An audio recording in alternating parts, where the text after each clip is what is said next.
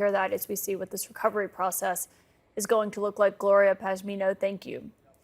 I want to turn now to Mayor Alan Perry of Hilton Head, South Carolina, which is, of course, under a state of emergency with flood and tornado watches in effect. Mayor Perry, thank you for joining me tonight. I mean, as you're looking at this, I know it's getting dark and that's a challenge as well. But what is the biggest risk facing your community right now?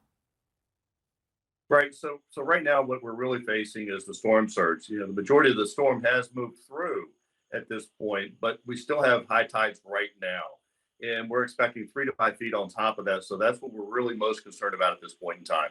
3 to 5 feet on top of how does the high tide make that worse?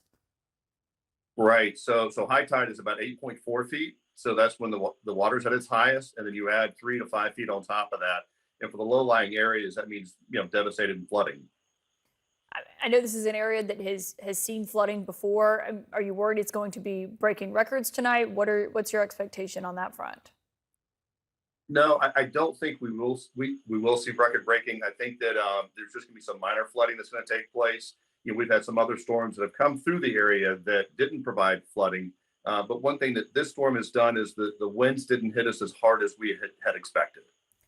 That's good. I mean, I know that's always something that's kind of unpredictable. You had declared a state of emergency, a local one for this storm, and y'all had already Yeah. gotten some storm-related calls into the sheriff's office. I mean, what kind of calls are coming in now? Are people and first responders still able to go out and respond to those calls tonight?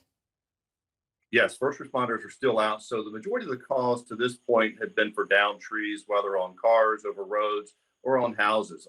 Fortunately, no one has been injured to this point, but we have had some rain and it has weakened the ground. So we're still afraid that as some winds still come around this evening, that some trees may continue to fall. Mayor Alan Perry, I know you got a lot to keep your eye on tonight. Thank you for taking the time to join us and keep us updated. We will, and thank you for taking care of us and looking out for us. Absolutely. And of course, the state of Florida is going to be needing a lot of disaster aid, but there is a big question